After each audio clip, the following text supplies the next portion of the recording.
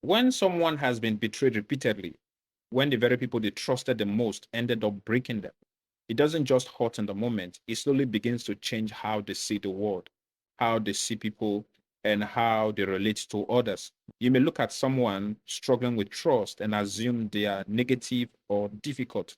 But what you don't see is their history. The last time they trusted, they were betrayed. The many times they trusted, they were disappointed. So little by little, their hearts begin building walls, not because they hate people and not because they want to isolate themselves, but because they simply don't want to get hurt again. Before they even realize it, they start pushing everyone away. They stop opening up, they stop socializing the way they used to. They prefer being alone, not because they love loneliness, but because solitude feels safer than vulnerability. And in that loneliness, other struggles creep in: sadness, heaviness, emotional exhaustion, because human beings were never meant to live disconnected from others. That's when you begin to see how deep the damage really goes. It's no longer just about someone hurt me. Now it affects their relationships, their confidence, their outlook on life. They begin to expect the worst from everyone. They assume that the person they just met today will do the same thing the last person did years ago. People sometimes say, "You're too negative," or "Why are you always expecting the worst?" But what they don't understand is that there was a time this person expected the best. There was a time they were hopeful, open, and optimistic. Then they trusted and were hurt. They tried again and were hurt. They tried again and were hurt.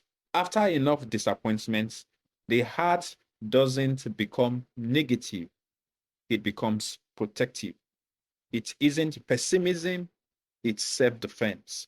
No one is born with trust issues. Nobody comes into the world guarded, suspicious, or afraid to open their heart. Trust issues are learned, they are formed over time. They grow out of wounds and betrayals. Most people who struggle to trust today were once very open, very loving, very free with their hearts until life happened, until someone they believed in broke them. And when that pain repeats itself through different phases, but the same disappointment, something changes inside. Hurt turns into expectation. You begin to expect betrayal. You begin to assume people will disappoint you. You start seeing everyone through the lens of your past wounds. So the very people God may have placed in your life to help you, you push them away. The very people who could love you well, you keep at a distance, not because you hate them, but because you are trying to protect yourself. That's what hurt does. It doesn't only damage the past, it starts shaping the future. Betrayal affects how quickly someone reacts. Old wounds stay tender, so even small things feel big. Little misunderstanding feels threatening, and people become easily triggered, not because they are dramatic, but because their heart has been on guard for too long.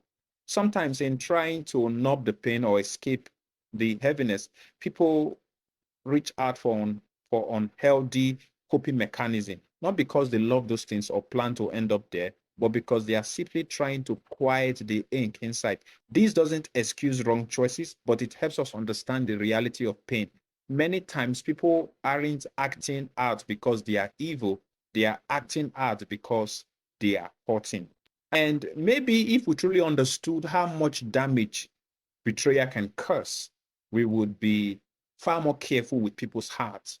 We would think twice before lying, before cheating, before breaking someone's trust. Because what feels small to us might take someone else years to recover from. We live in a time where people minimize these things and say, "Was it not just one time?" Or "Why are you so upset?" "Oh, everyone cheats." But that simply isn't true.